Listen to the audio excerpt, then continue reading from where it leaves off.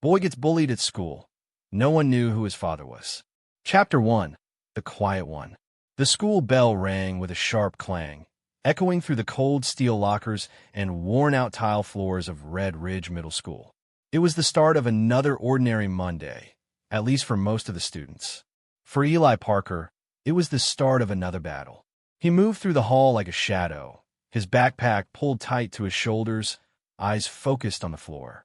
14 years old, thin, quiet, and carrying a storm behind his silence.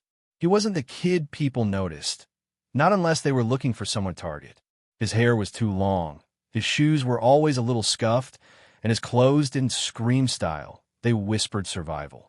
He was the kid who always sat near the back, the one who ate lunch alone, the one who teachers described as well-behaved but distant, and nobody knew anything about his father.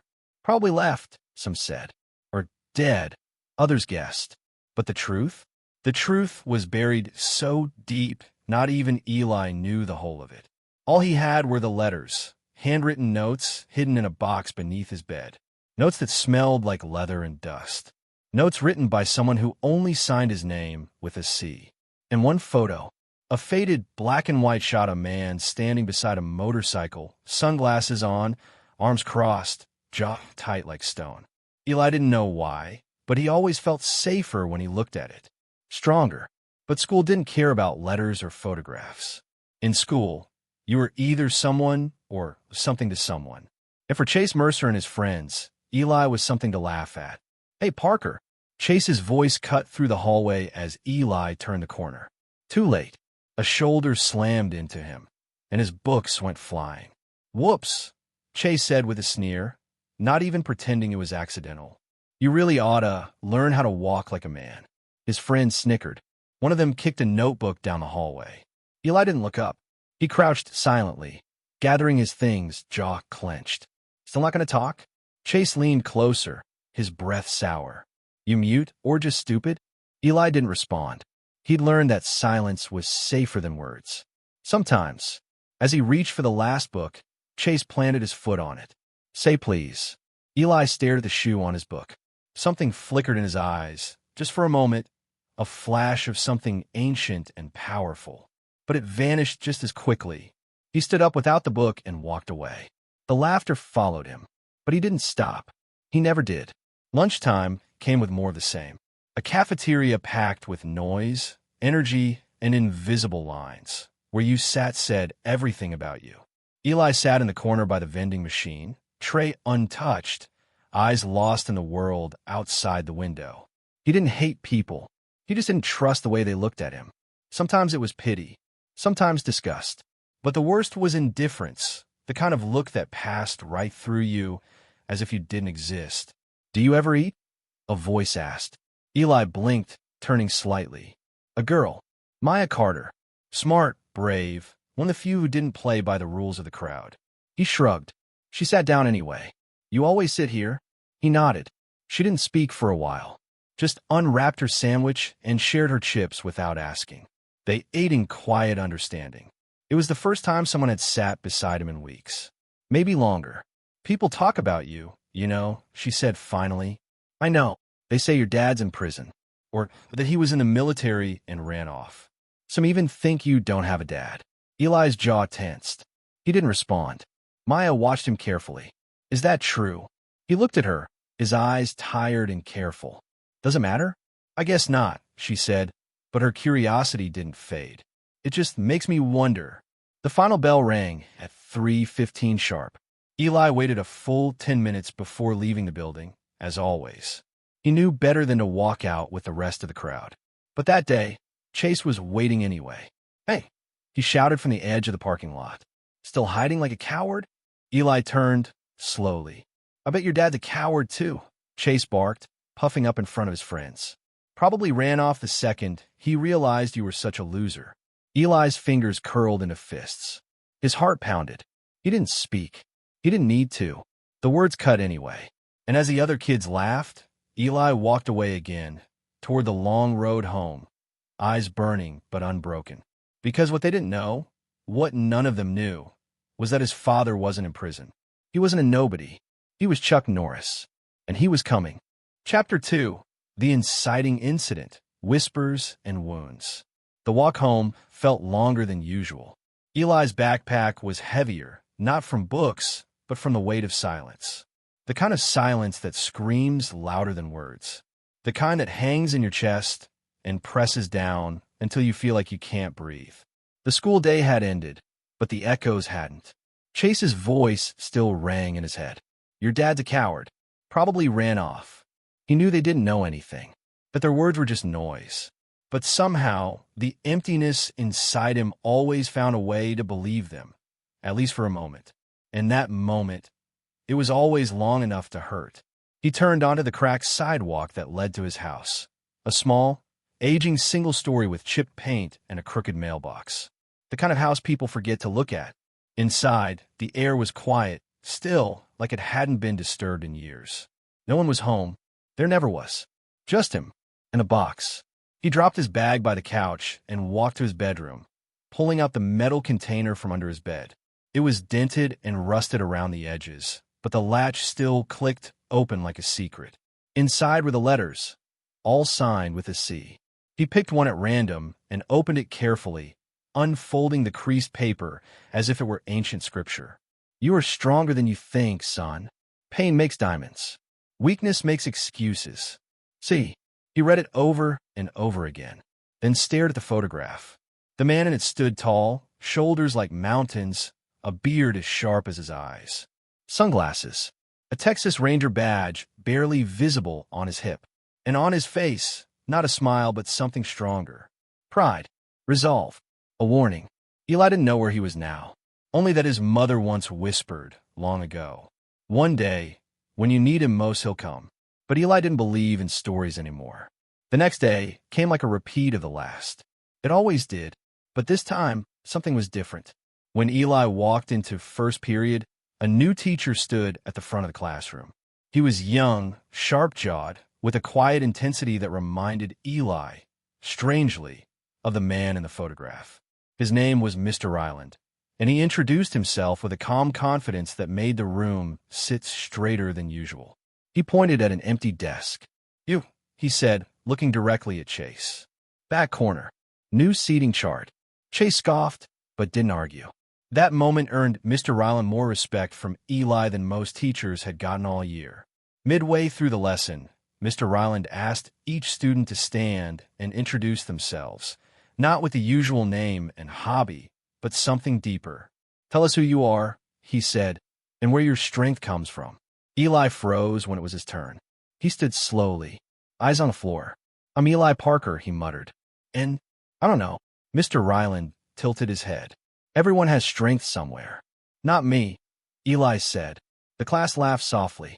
Chase coughed the word pathetic under his breath. Mr. Ryland didn't smile. He nodded slowly. Maybe you just haven't been tested yet. Eli sat down, unsure if that was supposed to make him feel better or worse. Later that day, things spiraled. It started in gym class, always the worst hour of Eli's day. They were playing dodgeball, which in this school meant open season on anyone who didn't fit in. Eli was the first target. Always was. He ducked and dodged as best he could, but eventually a ball slammed hard into his ribs. He dropped his knees, gasping. The coach barely looked up from his clipboard. Chase walked by and muttered, "Guess your dad didn't teach you how to fight either." The words struck deeper than the ball ever could. Eli stayed down longer than he needed to, staring at the floor, fists clenched, heart pounding. A fire lit in his chest.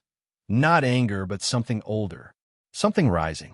After class, Mr. Ryland pulled him aside. "I've been watching you," he said. "You carry something." Eli stayed quiet. "Pain," Ryland continued, "but also control. That takes strength." Eli looked up, startled. "Most kids your age would have swung back by now," Ryland added. "You didn't? That's not weakness. That's discipline." Eli didn't know what to say. He felt seen. Not just noticed, truly seen. It felt terrifying. And good. Then Ryland asked, "What does your father do?" Eli froze. I don't know." Ryland studied him for a long moment, then nodded. "Well, maybe he knew what he was doing when he raised you this way." Eli turned to leave. "Hey," Ryland called after him. "Whatever he is, I bet he'd be proud." Eli didn't respond, but something shifted inside him. That night, he opened a new letter. The day will come when you have to stand tall. Not with fists, but with spine. People will say you're weak. Let them. Strength isn't noise. It's what's left when everything else is gone. See, Eli held the letter tight in his hands. He didn't know where his father was. But for the first time in a long time, he believed he wasn't alone. Chapter 3. Rising Conflict. Before the break, the days that followed weren't just hard, they were strategic. Like the world had decided to press its thumb harder against Eli Parker just to see if he'd finally crack. And for the first time in a long time, he almost did. The bullying wasn't just physical now. It was personal. It was coordinated. Someone, probably Chase, had started a rumor that Eli's dad had been a janitor at the school years ago. He left cause he couldn't handle the mop, they said. Or maybe he choked on cleaning supplies. The words spread like wildfire, and so did the laughter. It wasn't just a joke, it was everywhere. On lockers, on notes stuffed into Eli's desk. Even someone's ringtone had been changed to play "Another One Bites the Dust" whenever he walked by. And no one stopped it. Not the teachers. Not the students. Even the janitor looked at him with pity, like he half believed it too. Every hallway felt longer now. Every class felt louder. Every step home felt like he was dragging a weight behind him no one else could see. The only silence left in his life was the one waiting for him when he walked through his front door. Mr. Ryland noticed the change. He saw how Eli barely spoke now, how his shoulders drooped like they were carrying bricks. During a pop quiz, Eli just stared at his paper, not confused but checked out, like he was somewhere else entirely. After class, Ryland caught him by the door. "You need to talk to someone." Eli shook his head. "You think being quiet is strength," Ryland said. "But there's a line. Silence can become a cage." Eli's voice was barely a whisper. "No one listens." Ryland crouched, so they were eye level. "Maybe you haven't found the right person." Eli hesitated, then asked the question that had been burning inside him since that first day. "Do you believe people can have strength they don't know about?" Ryland's eyes lit up. "I think that's the only real strength there is." Then, without skipping a beat, he added, "And I think you've got it." But the world wasn't ready to let him believe that. By Friday, things had reached a boiling point. The locker incident happened before lunch. Someone had rigged a bucket of old gym towels to fall the moment Eli opened his locker. The whole hallway saw it. The smell, the mess, the way he slipped trying to catch the pile. He hit the ground hard. Chase stood just a few steps away, arms crossed, smug grin in place. "Oops," he said. "Guess you inherited your dad's talent for cleanup." The laughter was sharper this time. Crueler. Eli didn't cry. He didn't shout. He just stood there and looked Chase dead in the eyes. Something in that stare was different. Not rage. Not pain. Stillness. The kind that makes even bullies blink. Chase flinched, barely, and for the first time stepped back. But the moment passed. A teacher finally showed up, told Eli to clean up the mess, told Chase to go cool off. Nothing more. No detentions. No questions. Justice was absent. Again, Eli skipped lunch that day. He went to the library instead, not to read, but to breathe. Maya found him there. She didn't say anything, just slid a peanut butter sandwich onto the table beside him. "You okay?" He didn't answer. "Want to talk about it?" He shook his head. "You know," she said, "I used to think strength was loud, like fists or shouting or standing on a table screaming at people to leave you alone." She paused. "But watching you, I think I was wrong." Eli looked at her, confused. "You're like a tree in a hurricane," she said. "They bend, but they don't break." He smiled for the first time in days. Only a little, but was real. That night, he opened the last letter. The one he'd never dared read. The one in the red envelope with the words, "Only when you're ready." Hands trembling, he unfolded the thick paper and read, "One day, you will face a moment when the world feels like it's collapsing in on you. When standing feels impossible. That's the day you'll find out who you really are. And if the fire inside you matches mine, then God help the people who try to put it out." See, tears welled up in his eyes. Not from sadness, but from something bigger. Recognition. The next morning, Eli woke up different. He didn't say anything, didn't plan anything, but something in his bones had shifted. He stood taller. He packed his bag slower. He didn't slouch when he walked out the front door. At school, Chase was waiting, always was. But this time, when he shoved Eli's shoulder in the hallway, Eli didn't stumble. He didn't react. He just looked at him, calm, controlled, like someone who knew something Chase didn't. "Why are you looking at me like that?" Chase snapped. Eli didn't answer. Didn't have to, because now the fuse had been lit, and everyone would soon learn. The boy they thought was nothing was the son of someone they should never have crossed. Chapter 4. The Fall, the Breaking Point. It was the kind of day where even the air felt like it was watching him. Gray clouds hung heavy above Red Ridge Middle School, thick and unmoving, as if the sky itself were holding its breath. There was no wind, no sound beyond the shuffling of students dragging themselves to first period. And somewhere in that silence was Eli Parker. At first glance, nothing had changed. Same scuffed shoes, same quiet steps, same warm backpack pulled tight against his back. But those who looked closer, and there were few, might have noticed a tension in his jaw, a stillness in his eyes. He wasn't walking through school anymore. He was walking through a battlefield, and the enemy was already planning its next attack. It happened just after lunch. The courtyard was damp from the night's rain, puddles scattered across the cracked concrete. Students loitered in their usual groups, some trading snacks, others scrolling their phones, and a few, like Chase Mercer and his goons, watching like vultures waiting for the right moment to strike. Eli walked alone, as always, toward the bench near the back fence, the one with peeling green paint and a view of the field beyond the school. His safe spot. But not today. Today it was a trap. Before he could reach the bench, Chase and his two sidekicks, Tyler and Ronnie, stepped into his path. "Hey, Eli," Chase called out. "We've got something for you." Eli didn't slow down, didn't speak, didn't blink. But that only made Chase grin wider. "You've been walking around like you think you're better than us," he said, blocking the path. "You think just 'cause you got a new teacher or some sad little friend, that makes you strong?" Eli didn't respond, just looked him in the eyes, and that, somehow, made Chase even angrier. "Say something." Chase snapped. Still nothing. Chase shoved him. Hard. Eli stumbled, but didn't fall. Then, without warning, Ronnie grabbed Eli's backpack from behind and yanked it off his shoulders. Books and papers scattered onto the wet concrete. "Oops," Ronnie said, laughing. Tyler kicked a folder into a puddle. Eli stood still. Not frozen, centered. But he didn't bend down. He didn't flinch. And maybe that's what triggered Chase's next move. He grabbed Eli by the collar and slammed him against the metal fence. The clank of the impact echoed across the courtyard. A few heads turned, but no one moved. No teachers. No cameras. Just silence. "You think you're better than me?" Chase growled. Eli's breath was steady. His voice came quiet but clear. "No, I'm stronger than you." The words hit harder than any punch. Chase's face turned red. Without thinking, he raised his fist and drove it into Eli's stomach. Eli collapsed to his knees, gasping. The laughter returned, sharp, familiar.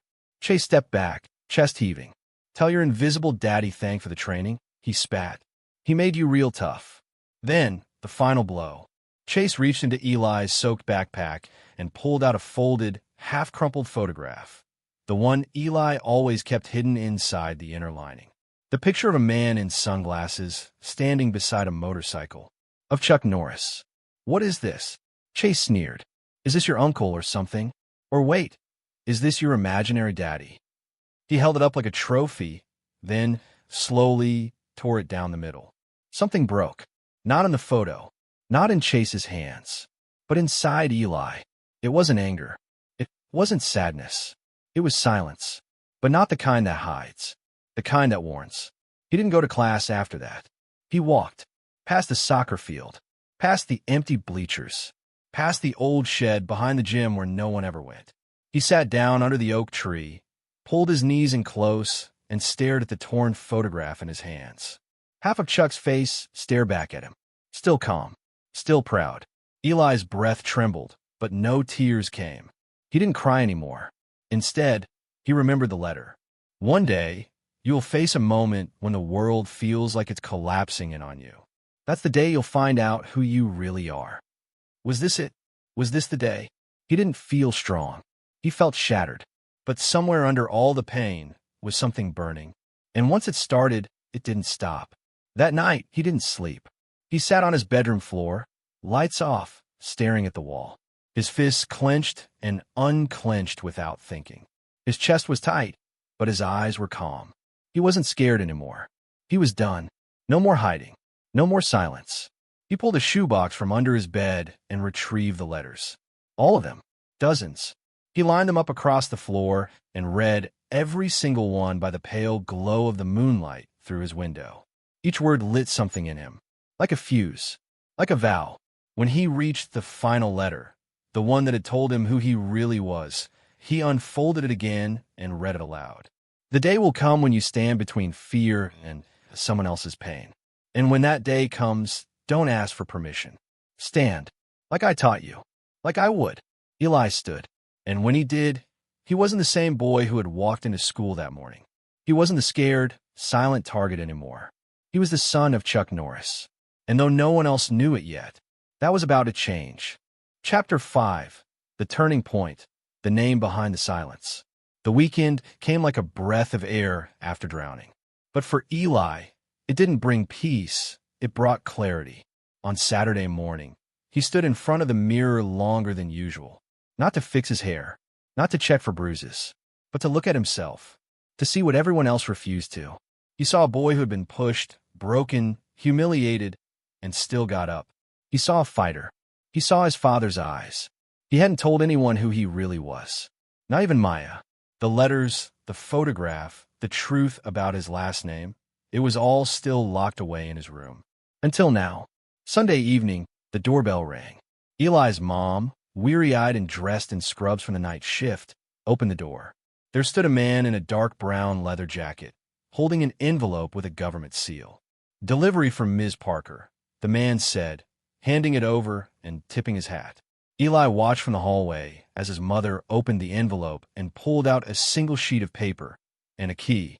She stared at it for a long time, then walked to her room and locked the door behind her. The next morning, Monday, Eli woke up before the alarm. He got dressed in silence, pulled his backpack over his shoulder, and walked to school. Not slowly this time, but with purpose in every step. The air was sharp with cold. Leaves skittered across the sidewalk like whispers. And for the first time in a long time, Eli didn't feel like a ghost walking through the world. He felt present. Inside the school, the mood was the same as always, fluorescent lights buzzing, kids slamming lockers, hallways filled with noise. But the second Eli stepped through the front doors, something felt different. Eyes turned toward him. Not mocking, not taunting, just watching. Like something was coming. Like they could sense it before they saw it. Maya found him before first period.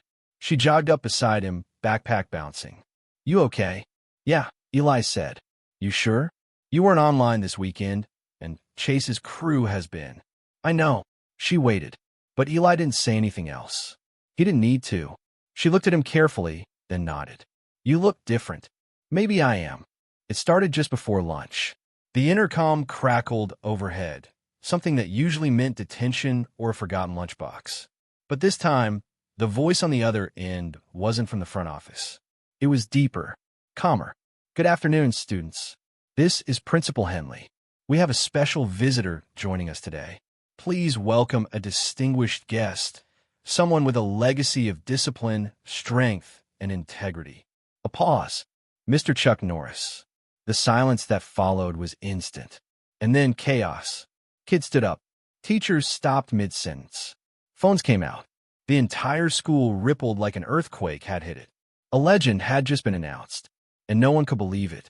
No one but Eli. He already knew. He didn't smile. He just stood and walked toward the front hallway, as if the announcement had been for him alone. The doors opened, and there he was. Chuck Norris. Older now, yes, but unchanged in all the ways that mattered. Rugged, composed, eyes like a still lake before a storm.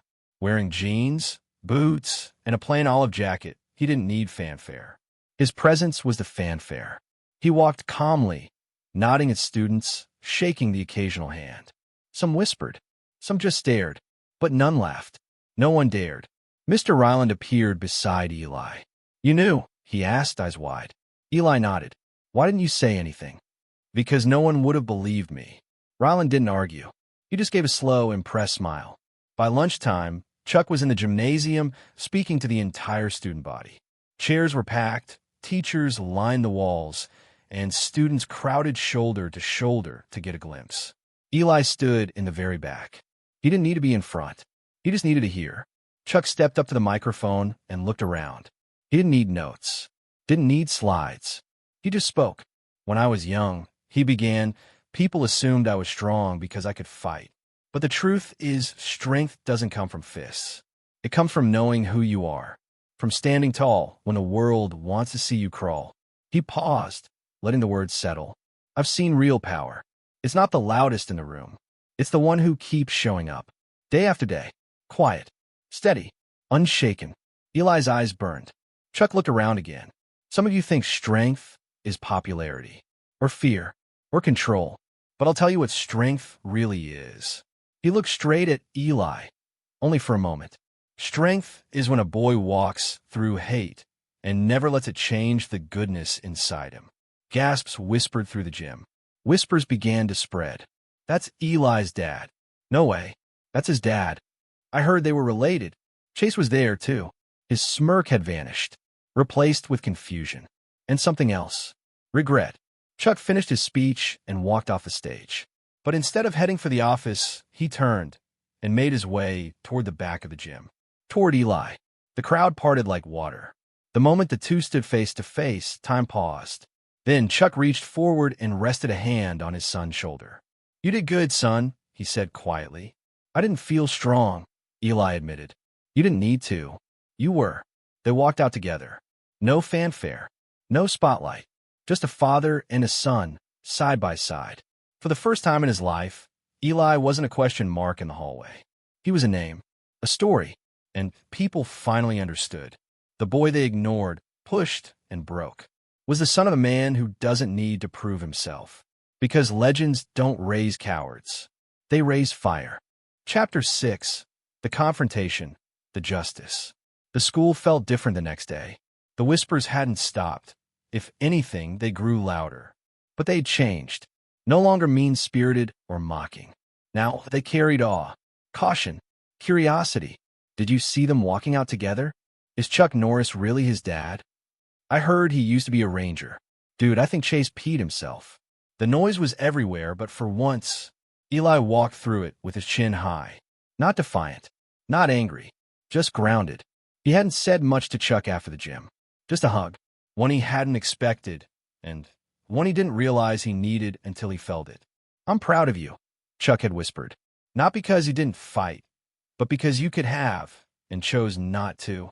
Those words echoed through Eli's heart like armor. By third period, the rumors had made their way to Chase, and he was spiraling. He sat at the back of class, jaw tight, leg bouncing nervously. What if it's true? Tyler whispered. What if his dad is Chuck Norris? No way, Chase snapped. It's a stunt, just to scare us. But what if it isn't? Chase didn't answer, because deep down he knew. He'd seen the look on Eli's face. The one that never blinked. The one that didn't flinch even when everything was falling apart. That wasn't something you could fake, and it scared him more than any punch ever had. After lunch, Eli walked out into the courtyard again. Alone, on purpose. He stood by the bench, his bench, waiting, not to fight, not to prove anything, just waiting. And right on cue, Chase appeared. His friend stayed behind this time. He walked slower, shoulders less square than usual. What are you doing here? He asked, stopping a few feet away. Standing, Eli said simply. You think you're tough now? No, I think I always was. Chase scoffed. Because of your dad? Eli shook his head. No, because of me. There was silence. Then, everyone's talking about it, Chase muttered. Saying your dad's some kind of hero. Eli didn't answer. You think that scares me? Chase barked, louder now, trying to find his old rhythm. You think I'm afraid of some washed-up karate guy? No, came a voice from behind. Not Eli's. Deeper, stronger, infinitely more calm. Chase turned and saw him, Chuck Norris, standing just outside the courtyard gate. Still, solid, a silhouette of purpose. I think you're afraid of someone who sees right through you, Chuck said, stepping forward. Chase swallowed hard. Students had gathered around now, watching, whispering. Even a few teachers stood by the windows, frozen mid-lesson. Chuck stopped just a few feet from him. You pick on the quiet ones, he said, because you think they're weak. He pointed at Eli. But that boy stood taller in silence than you ever did running your mouth. Chase's face went pale. You ever think about what that means? Chuck asked. No answer. I do, Chuck continued. It means the one you underestimated has already beaten you. Chase looked like he wanted to run, wanted to speak, but the words wouldn't come. Because when Chuck looked at you, it wasn't a stare. It was a mirror. And what Chase saw wasn't strength. It was emptiness. I'm not here to hurt you, Chuck said. You already did that to yourself. Then he turned, motioned to Eli. Come on, son. Eli walked over, not timidly, not dragging his feet, but steady. And just before they walked away, he stopped beside Chase. I don't need to hit you, he said calmly, because everything you did to me built who I am now. Chase blinked, stunned. I'm the kid you try to break, Eli said. But you taught me how strong I really am. So thank you. Then he walked away, with his father beside him, and the legend behind him. Later that afternoon, Principal Henley called Eli into his office. Not for punishment, but for a handshake. Your father asked for discretion, he said. But I think everyone knowing who you are might just be the best thing to happen to this school. Eli nodded. Starting next semester, the principal added, we'd like to invite you to speak about respect. Integrity. Strength. Eli blinked. Me? Yes, you. He left the office in a haze. Not of confusion, of realization. People weren't just seeing Chuck now. They were seeing him. Outside, Chuck leaned against a black pickup truck. He looked up and smiled as Eli approached. Well, he asked, they want me to give a speech. Chuck chuckled. You gonna? Eli shrugged. Kinda scary. Chuck nodded. Good. Means it matters. They stood there for a while, watching the students walk by. Some stared. Some waved. None laughed. Not anymore. Dad, Eli said quietly. Yeah. I'm glad you came. Chuck looked at him, something fierce but warm in his eyes. I didn't come to fight for you, he said. I came to remind you that you were already winning. Eli smiled, and for the first time, he believed it. Chapter 7, Resolution. The boy who stood alone until he didn't. The next morning felt different. The air was crisp, the sky clearer, the town quieter, as if it were holding its breath, waiting to see what kind of day it would become. The first bell hadn't even rung yet when Eli walked through the school gates. He didn't keep his head down this time. He didn't scan for danger or count the steps to the nearest exit. He just walked, one foot in front of the other, like someone who belonged. The courtyard where he used to be shoved and shoved aside now held quiet stares of recognition. Students glanced his way, not out of mockery, not out of fear, but with a kind of cautious respect. And that was enough. He didn't need cheers. He didn't want apologies. All Eli ever wanted was to be seen. Inside the school, teachers nodded to him in the hallway. Mr. Ryland gave him a thumbs up from his classroom door. Even the janitor, the same one who used to avoid eye contact, patted his shoulder. The only person who hadn't appeared yet was Chase. And maybe that was for the best. Because this story wasn't about revenge. It never had been. It was about freedom. Freedom from the voices that told him he wasn't enough. Freedom from the lie that silence meant weakness. Freedom to finally, fully be Eli. At lunch, Maya sat beside him like always. But this time it was different. She didn't ask how he was. She already knew. You're glowing, she said, biting into a carrot stick. I don't glow, Eli replied, grinning. Yeah, well, you're doing something. Like whatever fire was in you before, now it's on the outside. He laughed softly. I stopped trying to prove something. About your dad? No, he said, looking out the window. About me. She smiled. I liked you before everyone else did, you know. I know. They sat there, eating in companionable silence, the kind that didn't need to fill space because it meant something just by existing. After school, Eli didn't head straight home. He walked toward the old basketball courts behind the gym, where some kids were playing a half-hearted pickup game. A few of the same ones who used to ignore him, or worse, paused when they saw him approach. He wasn't here to challenge anyone, just to be present. Someone passing the ball. He caught it, surprised, but nodded. A boy named Andre motioned to the free side of the court. "You want to run with us?" Eli blinked, then dribbled forward. "Yeah," he said. "I'm in." That night, Chuck sat on the worn couch in the living room, leafing through old photographs. Most of them dog-eared, sun-bleached, reminders of a life lived on the road and in shadows. Eli walked in and dropped his bag near the door. "You're home early," Chuck said without looking up. Eli sat down beside him. "Yeah, stayed after. Played ball."